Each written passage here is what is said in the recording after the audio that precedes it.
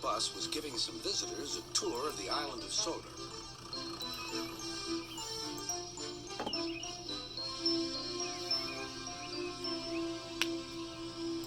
It was their last afternoon, and Edward was preparing to take them to meet Bill and Ben.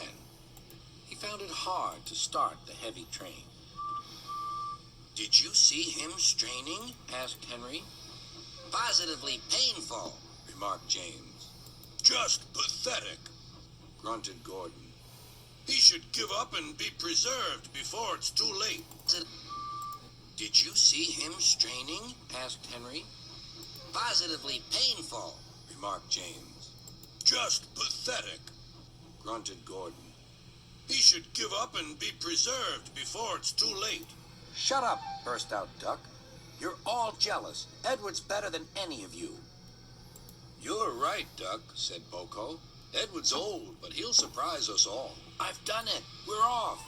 "I've done it. We're off," said Edward, as he finally puffed out of the station.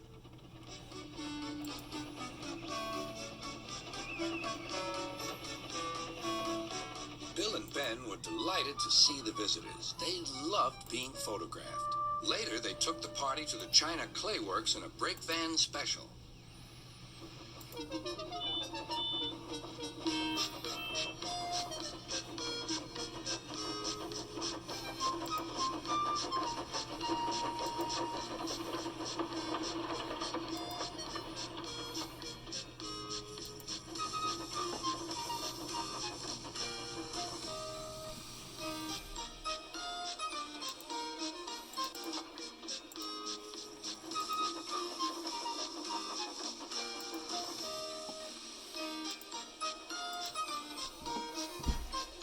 Everyone had a splendid time, and the visitors were most impressed.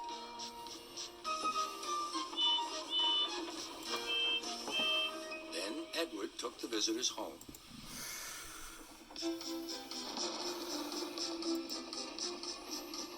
On the way, the weather changed. Wind and rain buffeted Edward. His sanding gear failed, and his fireman rode in front, dropping sand on the rails by hand. Suddenly, Edward's wheels slipped fiercely, and with a shrieking crack, something broke. The crew inspected the damage. Repairs took some time. "One of your crank pins broke, Edward," said his driver. "We've taken your side rods off. Now you're like an old-fashioned engine.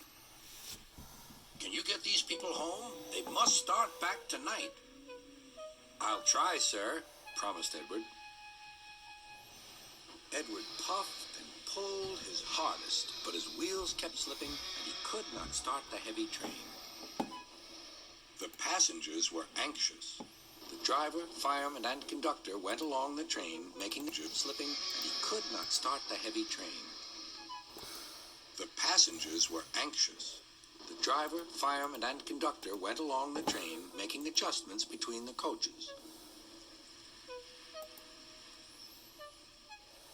"We've loosened the couplings, Edward. Now you can pick up your coaches one by one, just as you do with freight cars."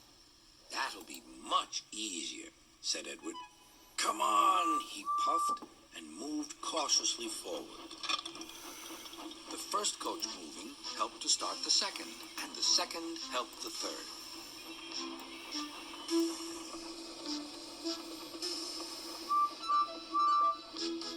"I've done it! I've done it!" puffed Edward. "Steady, boy," warned his driver. "Well done, boy." "You've got them! You've got them!" his driver. "I've done it! I've done it!" puffed Edward. "Steady, boy," warned his driver. "Well done, boy." "You've got them! You've got them!" And he listened happily to Edward's steady beat as he forged slowly but surely ahead. At last, battered, weary, but unbeaten, Edward steamed in. Henry was waiting for the visitors with the special train. Beep, beep.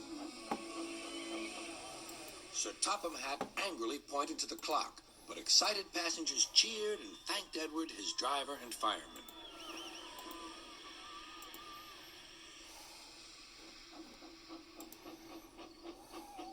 Buck and Boco saw to it that Edward was left in peace. Gordon and James remained respectfully silent.